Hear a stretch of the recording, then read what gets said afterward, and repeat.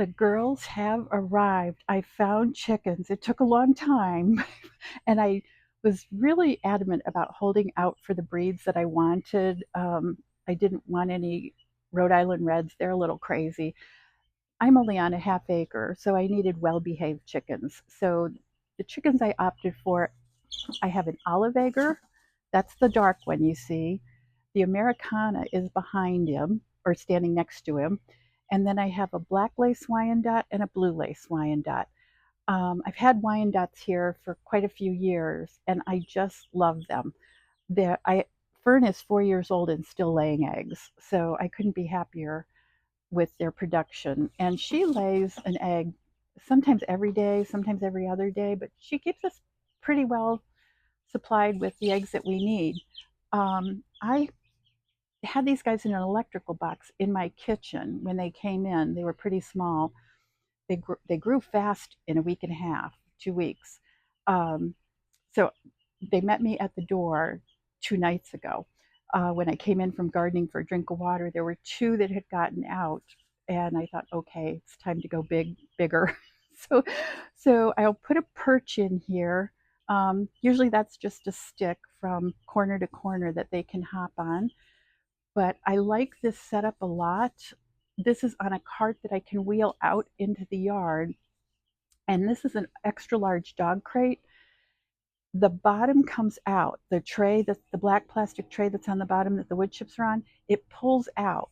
And then I can drop this right into the grass. So when I'm working in the garden, they can peck around and be in the grass. And um, it really works. It's a really good system I found that works for me.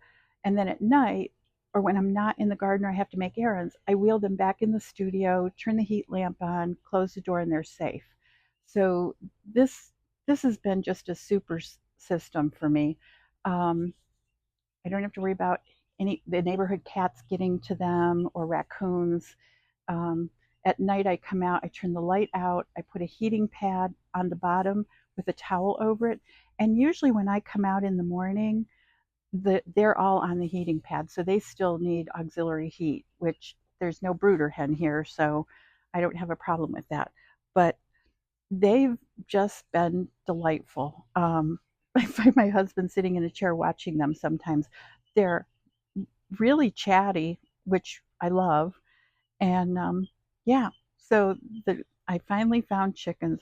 We won't get eggs until probably October, mid-October, and I'm okay with that because then they'll be in production for about 4 years, and they're really good. Even though I put coroplast around the sides to try and keep the chips in, they're really good at kicking the chips out.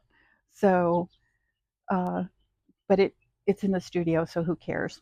But anyway, I just wanted to let everyone know that the chickens have arrived, and I couldn't be happier. The mulch pile is gone too. So 10 yards of mulch were spread last week while these guys were in the kitchen growing. And I do love having kitchen chickens. They were just a delight to come down to in the morning when I plugged the pot in. I did the chickens first and then plugged the coffee pot in and made sure everybody was okay. So welcome to the homestead, wee ones. I was just going to pop on and do a quick video. I bought, gosh, 4 or 5 years ago, an Amazon paper shredder, and it's for 18 sheets. And I bought the heavy duty one because I shred a lot of cardboard and I use it for chicken bedding. I also can compost it. It's way better than putting it in your recycling bin. It keeps things out. The only thing you have to be careful is that there's no plastic on your cardboard. So Amazon boxes are great. Make sure all the plastic tape is off. So we had a really wet night. The gardens are too wet to really work in tonight. Chickens are out here, so I thought it's been some time. This is their first big day out. So I am going to shred cardboard, and I use shredded cardboard in my chicken coop. It's great bedding. It composts really well. It composts much better than just plain old cardboard. And I save it in recycled bags that I've been using for years. But I have to say, I really do like this. The only problem I get into when it's humid is that the cardboard tends to swell a little bit, and I like to do this outside. because it is dusty. So when you're sitting around in the afternoon having a cool drink, get your shredder out. The cardboard got a little bit ahead of me this year, this winter, because it was such a cold winter. Oh no, what are we doing? So anyway, I'm going to start shredding.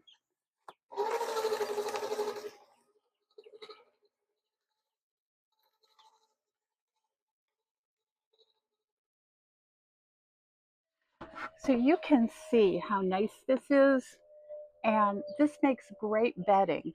So I'm going to dump this in a bag, and I'll probably be here a while longer. I have a lot of cardboard to shred. I also have like any junk mail that comes in, anything that's plasticized. One of the ways you can test to see if your cardboard is plasticized or not, just take a drop of water and drip it on the surface that you think is plasticized. If it's plasticized, it will just bead up. If it's not plasticized, it will sink in, and you'll know immediately. So it's a good rule of thumb to have. And the plasticized cardboard cannot even be recycled. So I'm going to get back to shredding.